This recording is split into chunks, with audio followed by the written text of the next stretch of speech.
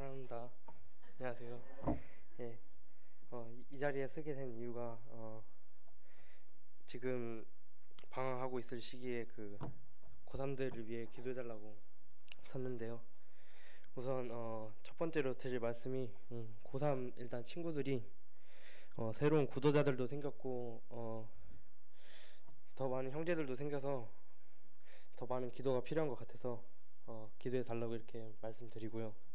또 이번에 침례받은 주찬 형제랑 강혁 형제랑 현수 형제랑 그렇게 양육부를 하게 될 것 같은데, 아무래도 고3이다 보니까 제가 시간을 낼 수가 없을 것 같아서 못할 것 같다고 처음에 그 한동현 형제님한테 말씀을 드렸었는데, 계속 기도를 하다 보니까 될 것 같기도 하고, 또 그런데 또 제일 문제가 야간 자율학습이었습니다. 근데 그렇게 기도를 하던 중에 제가 좀 불성실해서 야간 자율학습을 한 3-4번 빠졌었는데 거기서부터 약간 담임선생님이랑 갈등이 있었어요. 할 것이냐 말 것이냐. 근데 약간 저도 눈치가 보여서 야자를 계속 한다고 했었는데 이번에 그 추석 지난 계기로 어머니랑 상담을 하고 또 화요일날 학교를 그 야간 자율학습을 할 사람은 나오라고 했었는데, 제가 그 청년들이랑 또 규제를 해가지고 못 나가게 됐었는데, 그때 딱 그 선생님이 오늘 학교 딱 가니까 부르시더라고요. 그래서 그 야자를 그 할 거냐 말 거냐 딱 물어보셨는데, 저는 딱 그 안 할 수 있나요? 해가지고 그럼 네 맘대로 해라 해서 약간 그 형사가 막 범인한테 묻는 그런 심정으로 심층 질문을 막 하면서 할 거냐 말 거냐 이렇게 딱 눈 막 편하시면서 하는데, 저는 눈 하나도 안 쳐다보고 저 안 하고 싶어요 이러고 이렇게 말씀드려가지고 양육부를 계속 할 수 있게 됐습니다. 예. 그리고 고3 친구들이 지금 학생부 중에서도 인원수가 제일 많고 남녀 비율이 딱 다양한 만큼 더 기도가 필요한 문제가 있는데, 또 고3이다 보니까 그 20대 초반, 그러니까 딱 처음 들어가는 나이 20살이랑 보호가 필요한 시기인 학생 시기에 그 딱 턱에 서 있는 나이인데, 제가 딱 고3 처음 19살 되고 나서 느낀 거는 압박이 별로 생각보다 없었다는 건데, 그게 어느 정도였냐면 고2 때보다 더 없었던 것 같아요. 고3 딱 들어가 보니까. 그게 잘 생각해보면, 왜냐하면 고3이니까 부담을 주면 안 되겠다는 주변 생각들 때문에 약간 터치를 안 하고 그러셨었는데, 그러니까 약간 그러다 보니까 저 딴에는 약간 풀어져가지고 좀 해이해졌었던 것 같은데, 그 담임 선생님이랑 상담을 하고 나서 대학교 어디 갈지를 물어보시더라고. 대뜸 그때부터 현실을 직면해가지고 마음을 다잡게 됐었는데, 대학교는 정해놨는데 진로를 또 못 정해놓기 때문에 고민이 많이 됐었어요. 공부도 잘 안 잡히고. 모든 고3이 저와 같은 마음일 것 같아서 지금 이렇게 말씀드리게 됐는데, 고3 친구들이 혹시라도 막 고민 때문에 형제님들이나 자매님들한테 막 질문하게 되면 꼭 자세하게 꼭 친절하게 면담을 한번 해주시고 또 기도해주시고, 고3이 그 약간 요즘 속된 말로 그 고등학생 남자 여자 고등학생들이 그러니까 막 어디에 막 빠져 있으면 요즘 말로 막 무슨 충이라고 하거든요. 근데 요즘 그 새로 생긴 단어가 있는데 급식충이라고 그 어, 왜 그런 단어가 생각냐면 식사에 민감해요. 되게 먹는 것에. 예, 그런 나이다 보니까 맛있는 것도 좀 챙겨주시고 예, 예, 특히 치킨이나 피자 그런 걸 아주 좋아하는 나이기 때문에 그 이렇게 딱 하거든요. 각이라고 이게 이게 요즘 학생들로 생긴 말인데 그 그러니까 자기가 이걸 먹고 싶을 때 다른 친구들한테 동조를 구할 때 막 이러면서 막 각도 잰다는 듯이 이렇게 각이라고 해줘요. 그러면 그렇게 치킨을 먹으러 가는데 그 고3 친구들이나 뭐 학생부 친구들이 이렇게 모여 있을 때 한 번씩 이렇게 말씀 던져주셔가지고 간식 사준다고 먹으러 가려면 덥석 무니까 계속 항상 말씀 잘 해주시면 좋겠고 또 간식 잘 사주셨으면 좋겠습니다. 그렇게 교제해가지고 더 교회 나올 수 있게 구독자들은 더 교회 나올 수 있게 형제들은 약간 피곤한 마음 다닐 수 있게 교제할 수 있으면 좋겠고 더불어서 그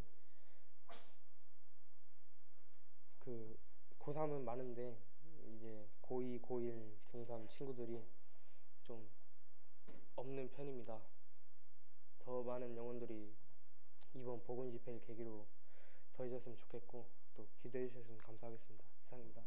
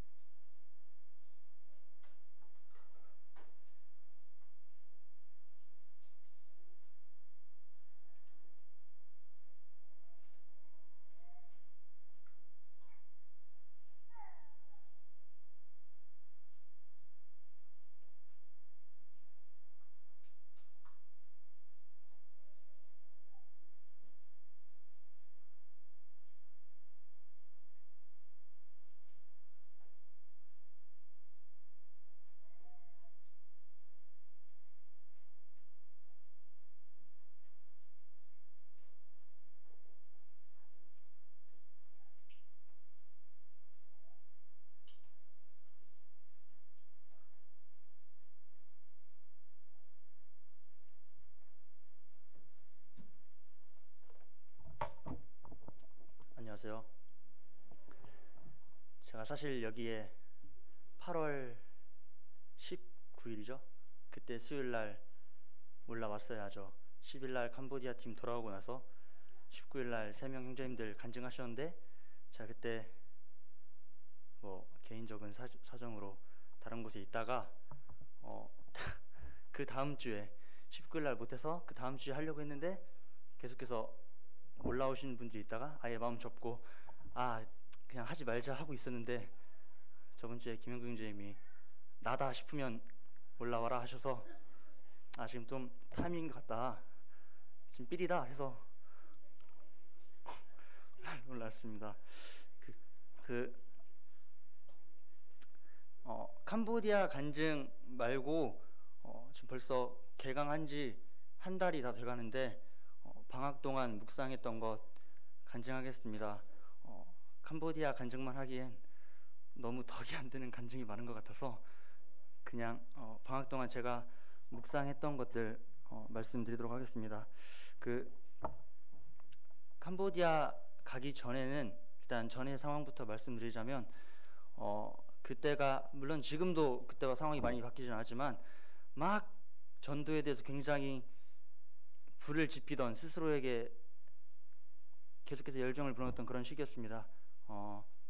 다른 어떠한 것들, 제가 성장하고 제가 더욱더 영적으로 양육되어 가는 것도 물론 중요하지만 구원받고 나서 저는 제가 어떤 영적으로 변화되는 것보다 사실 더 근본적으로 바뀌어야 되는 게, 당연히 제가 그 바테감 주인 보아 같은 천국을 안다면 당연히 전도해야 되지 않을까 하는 막연한 생각에 굉장히 열정이 올라오는 그런 시기였습니다. 딱 그때가 캄보디아 가기 한 달 전, 그때부터 계속해서 친구들에게 복음을 전하고 또 고등학교를 졸업하고 난 후에 아이들에게 복음을 전하기가 쉽지 않더라고요. 대학교 친구들은 사실상 너무 생각이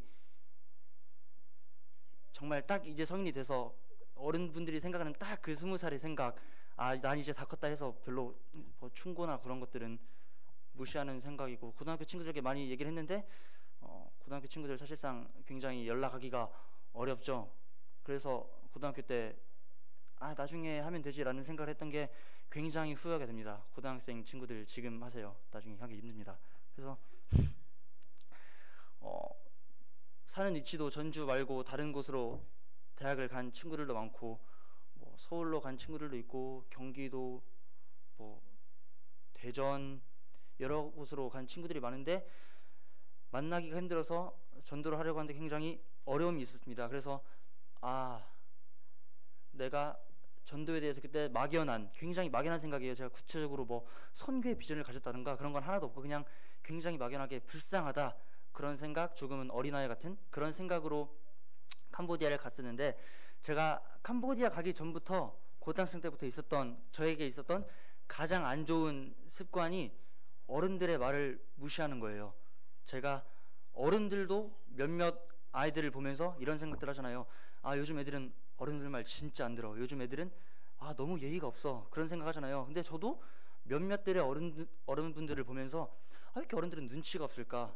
왜 이렇게 어른들은 애들이 말하면 다 가짱케만 생각하고 애들이 어떤 생각들을 무시하면서 자신들에게 순종하기만을 강요할까? 막 그런 굉장히 안 좋은 생각들이 있었어요. 물론 지금은 그런 생각들을 고쳐나가고 있는 중입니다만, 그때는 그런 안 좋은 생각들이 굉장히 많이 있었어요. 그래서 뭔가 어른들을 싫어하고 순종하기 싫어하고, 그리고 특별히 비단 어른들에 대한 문제뿐만 아니라 사람들을 굉장히 싫어하는 것들, 제 기준에서 맞지 않으면, 근데 그 기준이 특별한 이유가 있었던 게 아니에요. 어떤 이유가 있어서 사람들을 싫어하는 게 아니라 정말 다른 사람들이 들으면, 뭐 청년 형들은 많이 알 거예요. 어떤 기준인지. 굉장히 들으면 진짜 어이가 없다. 왜 그런 이유로 싫어하냐. 막 그런 이유가 한 3-4가지 정도로 막 사람들을 싫어하고 그런 안 좋은 허물들이 있었습니다. 근데 그러한 상황 가운데서 캄보디아를 갔는데 캄보디아에서 제가 굉장히 저의 성격적인 단점들이 막 드러나면서 이것저것 일들이 있었죠. 뭐 제가 준비했었던 것들을 좀 더 그 상황에 맞춰서 구체적으로 준비를 했었어야 되는데, 그날 몰라 어떻게든 되겠지 하면서 그때 제가 허연 형제님이랑 박경 형제님 같이 갔었는데, 가서도 계속해서 그분들이 그 상황에 맞춰서 하던 것들이 있었는데, 제가 제 생각대로 딱 했어야 되는데, 제가 생각할 때 이 부분 이렇게 했어야 된다, 이 부분 이렇게 했어야 된다, 그런 것들이 있었는데도 불구하고 그렇게 하지 않고 뭐 그냥 저렇게 하니까 뭐 나도 이렇게 하지, 나도 이렇게 하니까 이렇게 하지, 그러면서 저의 단점들이 계속해서 드러났어요. 게을러지고 계속해서 일을 뒤로 미루고 순종하지 않으려 하고, 막 혼자서 아무것도 아닌 거에 화나가지고 형들 말을 제대로 안 듣고, 막 어른들이 하는 말 제대로 안 듣고 뭐야 왜 저렇게 말해, 그런 상황 가운데서도 저는 안 그래도 할 일들이 그 위에 형들이나 누나들이 위에 없는데 할 일도 없이 그냥 있는 것 같아서 좀 더 스트레스 받고, 가서 내가 캄보디아를 준비해가지 않았다는 나 스스로에 대한 자책감도 있었고, 복합적으로 계속 화만 나고 있었던 그런 상황이었습니다. 근데 캄보디아 상황을 말하려는 건 아니니까 제가 결론은 캄보디아 얘기를 지금까지 살짝 하자면, 캄보디아 가서 제가 저의 성격적인 단점이 많이 드러났고, 그런 것들 때문에 내가 얼마나 부족한지 그거에 대해서 많이 배웠습니다. 근데 캄보디아를 말하는 게 아니라, 다시 한번 말씀드리면 방학 동안 제가 느낀 게 뭐냐면, 캄보디아 전부터 제가 갖고 있었던 단점들, 그리고 캄보디아 갔다 와서 계속해서 시향회를 갔다 오고 다른 모임의 친구들을 만나면서 느꼈던 것들이 있는데, 첫 번째로 제가 시향회가 저에겐 생각보다 좀 큰 터닝 포인트가 됐어요. 시향회를 가서 박만교님께서 3가지 말씀하셨잖아요. 저희에게 사랑, 순종, 그리고 천국의 소망에 대해서 말씀하셨는데, 저는 그 3가지 중에서 처음 말씀을 들었을 땐 천국의 소망이 가장 마음 가운데 와닿았어요. 왜냐하면 저희들 뭐 구원받을 때, 또 아이들에게 복음 전할 때 아는 것과 믿는 것의 차이, 이런 말들을 굉장히 많이 하잖아요. 물론 상황에 따라서 또 전하시는 분들에 따라서 아는 것은 믿는 것이다, 아는 것은 믿는 것과 다르다, 뭐 그렇게 설명하시는 분들에 따라 다르지만, 결론은 이제 제가 천국의 소망에 대해서 제대로 알고 있지 않았구나, 제가 그걸 정말 믿고 있지 않았구나 라는 생각이 들었어요. 정말 천국의 소망에 대해서 아는 사람은, 내가 정말 이 생이 끝이 아니라 천국이 있다는 걸 확신하는 사람은 과연 이렇게 살 수 있을까? 박문희님 그 말씀 하셨는데요. 내가 과연 진정 천국의 소망에 대해서 믿는다면 내가 정말 이 세상에 대한 것들 정말 헛되이 여기고 정말 그 천국의 소망만을 바라면서 하나님과 그 아름다운 사랑의 관계 가운데에서의 그 정말 아름다운, 저희가 많이 배웠던 것도 있잖아요. 그런 천국의 소망만을 바라면서 저희가 정말 이 세상 것들을 헛되이 여기고 그렇게 오직 하나님과를 섬겨나갈 수 있겠구나 라는 말씀을 하셨을 때, 저는 그 세 가지 중에서 이게 가장 마음 가운데 와닿았어요. 처음 그 말씀을 들었을 땐. 그래서 수양회를 갔다 오고 나서 하나님 정말 기도합니다. 제가 정말 천국의 소망에 대해서 진정 깨닫게 해주세요. 제가 지식적으로 어렸을 때부터 들어왔던 어린 양의 혼인잔치, 그런 얄팍한 지식으로 아는 것이 아니라 제가 정말 하나님께서 저희를 위해서 예비하신, 제가 거룩한 예수 그리스도의 신부로서 누릴 수 있는 그 아름다운 것들을 제가 확 끌어당겨 줄 수 있도록, 그래서 제가 정말 그것만 바라보면서 세상의 것들 아무것도 아닌 걸로 여길 수 있게 하나님 도와주세요. 그렇게 하나님 저를 계속해서 다스려 주세요 라고 기도하고 있던 찰나에 있었습니다. 그러면서 이제 제가 19일 날 못 났던 이유가, 그 동갑인 형제 자매들끼리 모임을 하고 있었는데, 제가 그곳에 가서 또 저의 단점이 어김없이 발휘가 됐어요. 이제 어떤 부딪히는 장면은 없었는데 그곳에 가서 나타났던 저의 단점이 뭐냐면, 계속해서 제 마음 가운데 사랑이 없었어요. 어떠한 조금만 단점만 보여도 왜 저래? 그러면서 스스로 마음 가운데서 떨쳐내는 부분이 있었고, 저에게 있었던 교만함들, 그리고 사랑하지 못하는 마음들, 뭔가 좀 심한 말로 하면 꼴보기 싫어하는 것들 계속해서 동갑인 형제 자매들에게 보이는 거예요. 특별히 어렸을 때부터 모임에서 잘 자라왔고, 다른 모임에서도 이제 저희 모임에서 어렸을 때부터 주일학교에서 잘 자라왔던 친구들 있잖아요. 그런 친구들처럼 다른 모임에서도 굉장히 잘 자라온 그런 친구들이 있는데, 말하는 건 들어보면 완전 장로 형제님 뺨치는 말을 하면서 행동을 하는 거 보면은 그닥 잘하지 않는 것 같고, 그런 판단하는 마음들, 그런 게 계속해서 마음 가운데 들어왔던 거예요. 이거 굉장히 좋지 않구나. 이런 마음이 든 것도 사실 지금 계속해서 묵상을 하면서 들었던 거지, 그 당시에 들었던 건 진짜 왜 저러냐, 왜 저렇게 자기 얼마나 잘났다고 잘난 척을 하냐, 그러면서 판단하는 마음들이 마음속에 있었던 거죠. 과연 저 아이들은 진정으로 어떤 걸 섬기고자 하는 마음으로 삶을 살아가는 건가, 아니면 저 아이들도 그냥 외식하는 자처럼 어떤 보이기 위해서 하는 건가, 계속해서 판단하는 마음이 들었어요. 그러던 와중에 그 아이들과 교제가 끝나고 혼자 집에 와서 굉장히 많이 묵상을 했습니다. 어렸을 때부터래. 이제 한 몇 년 전부터 계속해서 저 스스로가 저에게 있던 단점들, 허물들이 남을 판단하는 것이라는 걸 알고 있었고, 이거에 대해서 뭐 얘기를 하는 것, 간증을 하는 것 자체가 이미 다른 사람들 들을 때는 어찌 보면 지겨울 정도로 많이 간증을 했었던 때도 있었고, 그래서 내가 왜 이렇게 할까, 지식적으로 내가 아는 것 같은데, 내가 어렸을 때부터 교회에서 그렇게 많이 들어왔고 지식적으로 아는 것 같은데 왜 이렇게 내가 그리스도를 사랑하지 못하나, 수양에 갔다 와서 느낀 건데 왜 그럴까, 천국의 소망이 문제였나, 내가 천국의 소망에 대해서 아직도 제대로 알지 못하고 있어서 내가 이렇게 그리스도를 사랑하지 못하고 지식적인 것들로 끝나는 건가, 굉장히 많이 고민을 해봤어요. 묵상을 해보고. 그랬더니 그 정답이 결국엔 사랑이더라고요. 박문 교수님 첫 번째로 말씀하셨던, 저희가 뭐 양육부 시간이든 어디든 많이 들어봤잖아요. 사랑은 선택하는 것이다, 뭐 많이 있잖아요. 그런 말들. 사랑 우리가 해야 된다, 실제 몸으로.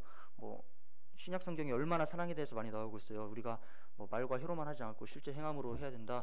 굉장히 많은 말들이 있는데도 불구하고 정말 그 사랑이란 단어 자체를 제가 단순히 지식적으로 알고 있었던 거죠. 그래서 사람들을 볼 때마다, 특별히 교회 안에 있는 성도들을 볼 때마다 사랑하는 마음이 서지 않고 판단하는 마음들, 차라리 구원받지 않은 구도자들한테는 안타까운 마음들이 있죠. 그 사람들 정말 하나님 알아야 된다. 하나님을 알지 못한 정말 이 세상 것들을 쫓는 삶은 정말 헛된 것이다.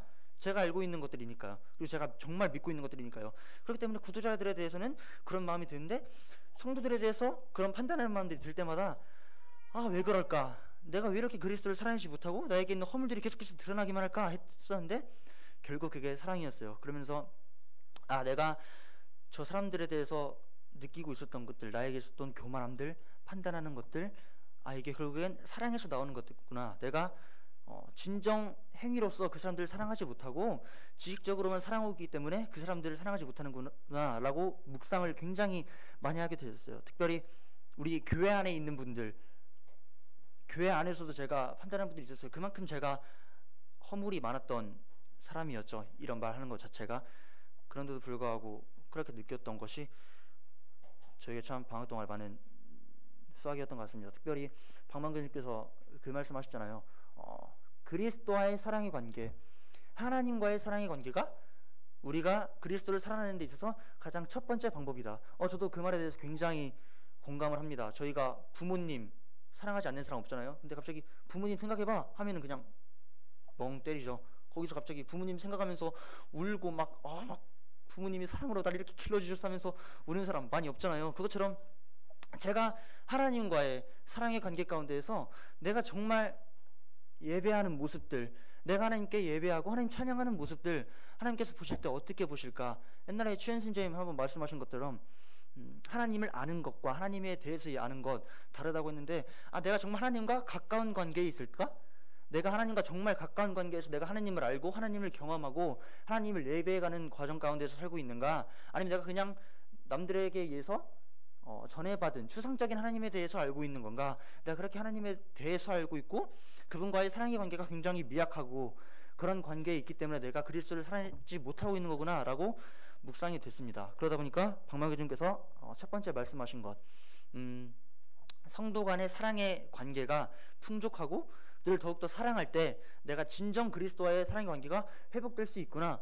그 말씀이 굉장히 아멘이 됐습니다. 제가 예배 시간 제가 예배하지 못하고 온전히 예배하지 못하고 구원받은 지가 언젠데 어렸을 때부터 복음을 그렇게 많이 들었는데 아직도 구원에 대한 감사와 기쁨 이미 없어진 것 같았고 그렇게 영혼 없는 것 같은 의미 없는 것 같은 예배 시간을 고등학교 시간 동안 굉장히 많이 겪었었죠. 예배를 해야 되는 거 아는데 예배를 참여해야 되는데 특히 일부 예배 시간 교회 학교와 관련된 분들이 예배를 드리기 때문에 내가 이 시간 예배를 해야 되는데 예배는 참여되는 거 아는데도 나오지 못하고 물론 처음 드릴 때는 눈치도 보이고 좀 그런 것도 있었기 때문에 못하지만 그런 것들보단 내가 지금 예배하는 거 정말 외식하는 것 같다. 내가 지금 이 상황에서 예배를 드리는 것 자체가 정말 감사와 기쁨에서 나오는 게 아니라 정말 하나님 높여드리는 게 아니라 정말 이거야말로 의무감에서 하는 것 같다. 그런 생각이 들 만큼 제가 예배를 드리는 것 자체가 굉장히 저 스스로가 볼 때 마음에 찔림이 많았어요. 그만큼 하나님과의 관계도 좋지 않았고 제가 하나님을 경험하는 것들도 삶 가운데서 굉장히 적었고 또 저 스스로 있는 말 못할 허물들 계속해서 쌓여만 가고 있었고 저희들 모두 다 그러다시피 계속 짓는 죄들 계속해서 지으면서도 내가 이런 사람이지 하면서 또 계속해서 또 죄짓고 또 그러면서 하나님한테 죄송하다고 기도하고 하나님 다음부터 하나님 그리스도를 사랑하게 해주세요 라고 기도하는 게 계속해서 반복되다 보니까 이젠 기도하는 것까지도 하나님께 죄송해져 막 이런 삶들 계속해서 반복되잖아요. 물론 성도님들 그러시지 않겠죠. 저같이 연약한 사람은 그렇게 하겠지만 그렇게 계속해서 지는 과정이 반복되다 보니까 내가 이젠 정말 예배하지 못하겠구나. 내가 하나님 예배하는 것 자체가 어찌 보면 굉장히 민망하다. 내가 하루하루 삶 가운데서 그렇게 예배하지 못해놓고서 이렇게 일요일만 나와도 하나님 예배한다고 하는 모습이 정말 내가 아이를 낳아보지 않았지만 내 아이가 나중에 일주일 동안 말 안 들어놓고 갑자기 감정적으로만 올려놓으면 정말 나 그냥 감정적인 거로밖에 볼 수 없겠구나 라는 마음이 들면서 정말 예배하고 싶다. 하나님과의 관계를 더욱더 회복하고 싶다. 단순히 죄인에서 의인으로 하나님과의 관계를 회복하고 싶은 게 아니라 정말 내가 그리스도의 거룩한 신부로서 그분과 풍성한 사랑의 관계를 누리고 싶다라는 마음이 계속해서 마음 가운데 올라왔습니다. 그러던 도중 아까 말씀드렸던 것처럼 제가 다른 성도들 판단하고 교만한 가운데 있었을 때 아, 정말 나에게 있었던 문제가 가장 큰 문제가 사랑이었구나. 내가 성도들을 사랑하지 못하고 계속해서 사랑에 대해서 지식적으로 아는 거로 그냥 만족해버리고 저에게 계속해서 성령께서 찔리게 해주시는 그런 것들에 대해서 무시해버리고 사랑 뭐 어쩔 수 없지, 인간적인 것인데, 우리가 교회 안에 있어도 우리 인간이잖아, 그렇게 생각하면서 굉장히 무시해버렸어요. 속으로 들어오는 그런 사랑해야 된다는 그런 마음에 대해서 무시해버리고 그냥 어쩔 수 없지, 내가 인간인데, 스스로 육신의 연약함을 힘입어서 핑계를 대는 거죠. 육신의 연약함에 대해서 뭐 어쩔 수 없지, 내가 이렇게 태어났는데 내가 뭐 어떻게 하겠나, 내가 잘난 사람도 아닌데. 하나님 그러잖아요. 제가 하나님 보시기에 얼마나 악한 사람인지 아시잖아요. 저 이 사람들 사랑 못합니다, 이런 생각으로 스스로 계속해서 핑계를 대고 있었어요. 이러다 보니까 제가 당연히 하나님과의 관계가 회복되지 못하고, 그러다 보니까 당연히 아무런 예배를 드릴 수 없는 거죠. 물론 말씀드렸던 순종하는 것들, 천국의 소망에 관한 것들, 제가 부족했었는데 저에게 가장 부족했던 건 아마 사랑이 아니지 않을까 싶습니다. 성도들을 더욱더 사랑하고 그들과의 사랑의 관계 가운데에서, 그리고 교회 공동체의 사랑 가운데에서 내가 정말 하나님과 풍성한 사랑의 관계를 누린다면 내가 정말 그리스도를 사랑할 수 있겠구나 라는 생각을 굉장히 하게 되었습니다. 그래서 특별히 방학이 끝나고 나서 묵상을 하면서 내가 어렸을 때부터 들어왔던 그 사랑이라는 것, 특별히 하나님께서 나를 얼마나 사랑하시고 내가 그리스도의 거룩한 신부로서 내가 얼마나 하나님을 사랑하는가에 대해서 굉장히 묵상을 많이 하게 되었어요. 그랬더니 이게 정말 놀랍더라고요. 이게 그저 지식적으로 알았던 것만큼 얄팍하지 않더라고요. 제가 정말 그리스도와 사랑의 관계 가운데에 있다면 오히려 그리스도를 사랑하지 못하는 게 이상할 정도로 그 사랑의 힘이 대단하더라고요. 그래서 굉장히 요즘 묵상하고 있는 찬양이 하나 있습니다. 사랑의 관계 가운데에서 어떻게 살아가야 되나 굉장히 묵상되고 있는 찬양이 있는데, 아시는 분들은 아시는 찬양일 거예요. 어노인팅 9집 앨범에 아마 있을 겁니다. 찬양 이름이 신부라는 찬양이에요. 근데 이 찬양 가사가 뭐냐면, 아름다우신 주님과 함께 샘솟는 그 사랑 누리네, 주 내 안에 나 주 안에 그 사랑 날 새롭게 해, 나는 주의 사랑 주 내 사랑 우리의 사랑을 노래하네, 주 내 기쁨 나 주의 기쁨 그 사랑이 나의 기쁨 나의 기쁨. 이런 찬양의 가사가 있어요. 그러면서 날 향한 주님의 사랑처럼 나의 사랑도 깊어가네, 주님의 사랑에 눈이 멀어 세상 모든 죄와 유혹 사라지네, 이런 가사가 있어요. 이거구나, 내가 정말 주님의 사랑에 눈이 먼다면 너무 하나님밖에 바라볼 수 없고 내가 하나님과의 풍성한 사랑의 관계 가운데서 내가 하나님 예배해 나간다면 정말 세상의 죄와 유혹들 사라질 수밖에 없었구나. 어찌 보면 내가 지금까지 그분과의 사랑을 풍성하게 누리지 못했기 때문에 내가 계속해서 죄와 유혹들에게 넘어지는 그런 삶을 살고 있었구나 라고 굉장히 반성이 됐습니다. 그렇게 지금 계속해서 사랑의 관계 가운데에서 사는 거에 대해서 굉장히 많이 묵상하고 있고, 처음에는 굉장히 의심이 있었습니다. 뭐 저희들 흔히들 말하는 결혼에 대해서도 순종하면 하나님께서 사랑하는 마음을 주신다 그러잖아요. 그것처럼 내가 정말 이 사람들을 억지로 사랑하면 사랑하는 마음이 생길까? 에이 설마. 의심의 눈초리로 하나님, 정말 제가 이 사람들 사랑하면, 성도님들 사랑하면 사랑할 수 있습니까?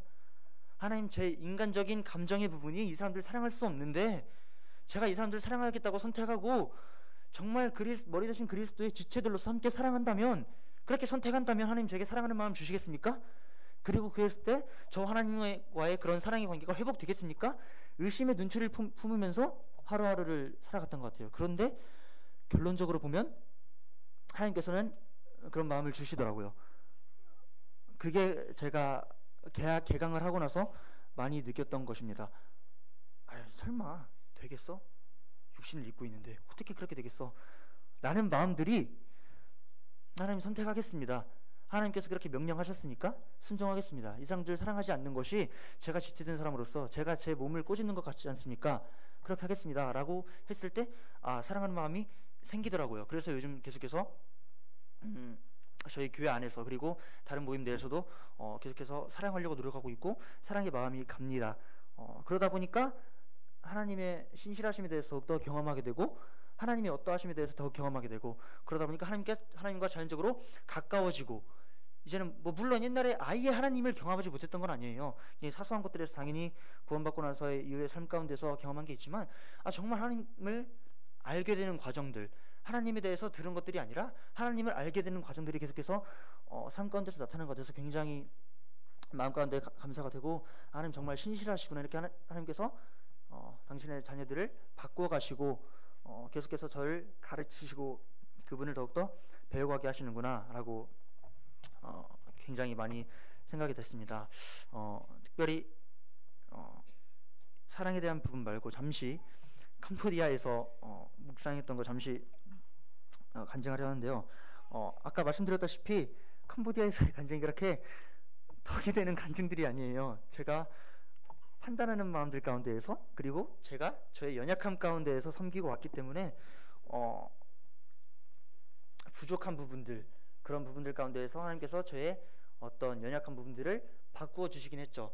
물론 이 부분도 역시 친구들과의 그 캠프를 갔다 오고 나서 묵상하면서 하나의 캄보디아가 과정이 됐던 거지만, 캄보디아에서 이제 겪은 게 하나 있다면, 이제 들으신 분들은 많이 들으셨을 거예요. 제가 캄보디아에서 벌금을 얼마나 냈는지 들으셨던 분들은 몇 분 아실 거예요. 제가 캄보디아에서 벌금을 $50를 냈어요. 근데 이게 물론 뭐 $50면 5만 원 좀 넘죠. 5만 5천 원 정도 되려나? 그 정도 분들이 뭐 헛소리가 날 만큼 큰 돈은 아니죠. 막 어이구 할 만큼 큰 돈은 아닌데, 가져간 돈이 그렇게 많이 가져가는 게 아니잖아요.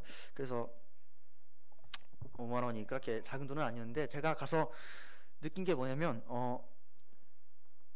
벌금을 처음에는 조금씩 내줬어요. 한 $3 내고 $2 내고 $5 내고 그냥 그런 식으로 이제 내면 안 되겠다 하면서 한동안 안 내고 있었어요. 그러다가 이제 저희가 하는 사역들이 다 끝나고, 푸놈펜은 푸놈펜 사역이 끝나고, CMD 사역이 끝나고, 이제 저번에 강단에서 선교님 말씀하셨던 것처럼 저희가 시아누코로 단체로 푸놈펜 교회와 함께 수양에 비슷한 느낌으로 간 적이 있는데, 거기서 말씀을 들어야 되는데 제가 그 말씀 시간 늦는 걸 너무 대수롭게 여겼어요. 제가 그랬던 이유가 사실 이것도 미리 말씀을 드렸어야 되는 부분인데, 제가 그 학교 수강 신청 있잖아요.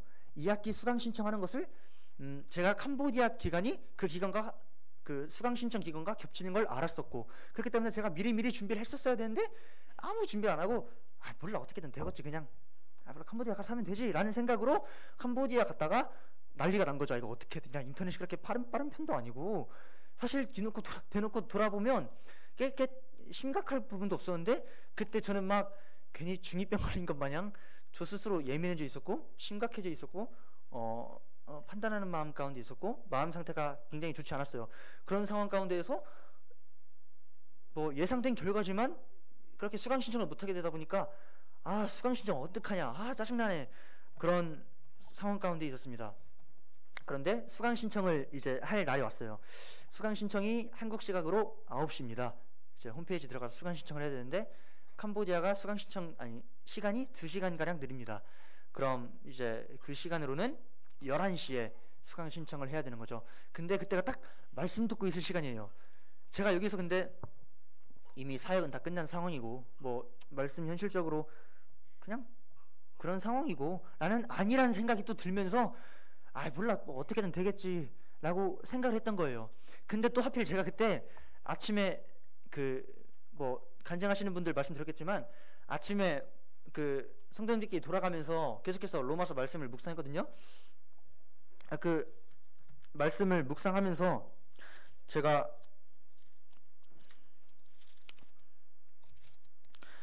누구나 아는 말씀이죠. 로마서 12장에 너희는 이 세대를 본받지 말고 오직 마음을 새롭게 함으로 변화를 받아 하나님의 선하시고 기뻐하시고 온전하신 뜻이 무엇인지 분별하도록 하라, 이 말씀을 묵상을 했어요. 이 묵상을 하면서 제가 든 생각이, 저희가 지금까지 교회에서 많이 배워오던 것들, 굉장히 큰 틀에서 내가 너무 안일하게 생각했던 것 같다. 우리 삶 하나님께 영광 올려드리기 위한 삶이다. 그리스도께서 그렇게 십자가에서 죽으신 것은 단순히 뭐 우리가 우리의 몸을 계속해서 죄의 무기로 드리는 게 아니라 의의 무기로 드리기 위해 돌아가신 거다. 뭐 그런 어찌 보면 어렸을 때부터 들어왔던 말 뭔가 그런 느낌이 계속 나는 건데 이 말씀을 듣고 나서 아 하나님의 뜻을 분별하겠구나. 내가 매 순간순간 그 짧은 사소한 순간마다 내가 그분의 뜻이 무엇인지 분별해야겠구나 라는 묵상을 아침에 막 했어요. 아 모든 선택의 과정 가운데에서 하나님의 뜻을 분별해야겠다라고 묵상을 하고 나서 이제 수강 신청할 때가 된 거죠. 아 그때도 또 막 지금의 마음이 아니라 그때 마음으로 말하자면 아 내가 굉장히 이리 미루고 저리 미루고 하는 스타일인데 형들은 또 왜 이렇게 씻는 걸 늦게 씻고 물론 지금의 마음이 아니라 그때 마음입니다. 그때 핑계대는 마음으로 아 왜 이렇게 늦게 씻어 그러면서 또 혼자 속으로 화나가지고 아 저 형들 진짜 늦게 씻네 너무한 거 아니야? 그러면서 형들한테 또 짜증내고 있고 아니 말씀이 10시부터 들었나 9시부터 들었나 그럴 거예요 아마. 근데 어쨌든 정확한 정각이 들어야 되는데 나 씻어야 되는데 막 51, 2분에 나오고 아 뭐야 저 형들 왜 저러는 거야 그러면서 혼자 속으로 판단하고 있고 막 혼자 짜증나고 있는데 수강 신청을 해야겠고 아 몰라 대충 어떻게든 되겠지 어떻게든 되겠지라고 생각해놓고 말씀을 안 들었어요. 말씀을 안 들은 게 아니라 이제 몰라 어떻게든 되겠지 해놓고 굉장히 여유롭게 씻고 한 37분 정도를 늦어서 말씀을 들어갔어요. 말씀을 들어갔더니 37분 정도가 늦어져 있고 이미 선교사님이랑 선교사님 말씀을 시작해져 있고 그렇게 되고 있더라고요. 그랬더니 쉬는 시간이 됐더니 갑자기 오영민자매님이 광철아 너 감당할 수 있겠어? 그러면서 이 짐작이 갔죠. 그때 내가 이거 진짜 사실 벌금에 대한 생각조차 못했는데 내가 이거 너무 안일하게 생각했구나 그러면서 이거 진짜 내가 선택의 순간에서 하나님께서 분별하시라고 말씀하신 걸 내가 그냥 무시하고 내 맘대로 행동하다가 진짜 엄청 혼나겠구나 그러면서 이 말씀했더니 선생님이 너는 37달러에 배운 걸 감사하게 여겨야 된다. 이거를 어떤 사람은 3,700만 원에 배우기도 한다. 그러면서 진짜 이게 생각보다 삶 가운데서 많이 적용이 되더라고요. 저는 물론 저희가 많이 말씀들 묵상하는데 이게 고지고대로 삶 가운데서 살아내지 못하잖아요. 그런데 이 말씀이 제가 한번 37달러를 내고 나니까 캄보디아를 갔다 와서도 내가 지금 여기서 이거 해야 되나 말아야 되나 해야 되나 말아야 되나 하는 순간에 너 그러다가 37달러 냈잖아. 그게 머릿속에 들다 보니까 내 하나님의 그 선하시고 기뻐하시고 온전하신 뜻 분별해야지. 내가 또 그렇게 하나님께서 기뻐하시는 선택을 해야겠구나 라고 생각이 돼서 계속해서 선택을 하는 데 있어서 도움이 됐던 것 같습니다. 이게 생각보다 제가 지금까지 묵상해왔던 것들 저희가 그날그날 묵상하지만 정말 저희가 묵상한 것들 많은데 버려지는 것들이 참 많잖아요. 버려진다는 게 표현이 너무 심하나요? 굉장히 그대로 살아내지 못하는 게 많은데 이 말씀은 제가 정말 캄보디아 갔다 오고 나서 또 37달러 꼴 날까봐 이대로 하다간 계속해서 하나님부터 혼나고 지금 내가 20살 나이가 어린 연약행주니까 37달러지 내가 정말 20살이 아니라 나중에 30살 먹고 똑같이 했다간 진짜 3,700만 원 날리겠구나 생각해가지고 내가 이런 것 좀 고쳐 나가야지. 모든 순간 가운데서 하나님의 뜻을 분별하고 그대로 순종하는 삶을 살아야겠다 라고 생각을 했습니다. 그러면서 그렇게 캄보디아에서 가장 크게 느낀 건 이거였고요. 또 계속해서 말씀드린 것처럼 제가 가지고 있던 연약한 부분들이 캄보디아 당시에 있을 때는 연약함들로만 쌓여갔었어요. 계속해서 저 스스로에게 마음의 불편함들로만 쌓였었고 사랑이 없던 상황이다 보니까 나보다 나이가 높은데도 불구하고 그 사람들이 하는 자그마한 실수 혹은 실수가 아니더라도 불구하고 그 사람들의 말에 대해서 계속해서 반기를 들고 오해하고 싫어하고 그런 상황이 캄보디아에서는 끝이었던 것 같아요. 근데 이제 캄보디아가 사랑에 대해서 배우는 하나의 과정이었던 거죠. 그렇게 갔다 오고 제가 이제 가장 심했던 건 사실 캄보디아가 아니라 갔다 와서 아까 말씀드렸다시피 친구들과 교제할 때였어요. 동기들끼리 교제를 하는데 그때가 수요 집회였잖아요. 제가 앞에 나와서 간증을 못 드렸다시피 근데 그때 CTI에서 말씀을 전하시는 분이 앞에 나와서 강단에서 말씀을 해주셨는데 그 말씀 수준이 너무 낮아 보이는 거예요. 제가 이거 엄청난 거잖아요. 이거 진짜 이렇게 교만할 수가 없어요. 근데 제가 물론 지금도 이거 지금 와서 생각하고 묵상한 거지 그때 당시에는 그때 하신 말씀이 로마서 말씀이었어요. 우리가 우리의 몸을 죄의 무기로 드리지 말고 의의 무기로 드리자. 아 뭐야 이거밖에 안 돼? 막 이러고 있었던 거예요. 아 진짜 지금 돌아보면 굉장히 스스로 생각해도 어이가 없고 한심한데 거기서 그렇게 결정타를 찍은 거였죠. 막 함께 준비하는 친구들 막 뭐 하자마자 하자 하고 있는데 저 혼자 화나가지고 쟤는 말을 왜 저렇게 하는 거예요. 누가 보면 장로인 줄 알겠네. 그러고 있고 화내고 있고 그러다 보니까 저의 단점들이 계속해서 나타나더라고요. 그래서 묵상하고 기도 가운데에서 결국 문제가 그들에게 있는 게 아니라 나한테 있었다. 그 사람들은 그냥 그 사람들이 외식하는 게 아니라 또 그 사람들이 가식적인 모습으로 하나님을 섬기는 게 아니라 그 사람들이 괜히 친구들 앞에서 뭔가 있어 보이려고 하는 말이 아니라 또 모든 성도님들이 모든 그런 교회 가운데 있는 분들이 그냥 하는 말이 아니라 정말 그 사람들은 진심으로 또 하나님을 섬겨나가고 있는 건데 내 신앙의 수준이 안 돼서 그들을 못 받아들이고 있었던 거구나. 그들에게 문제가 있는 게 아니라 나의 사랑에 문제가 있었던 거구나 라고 굉장히 반성을 하게 됐습니다.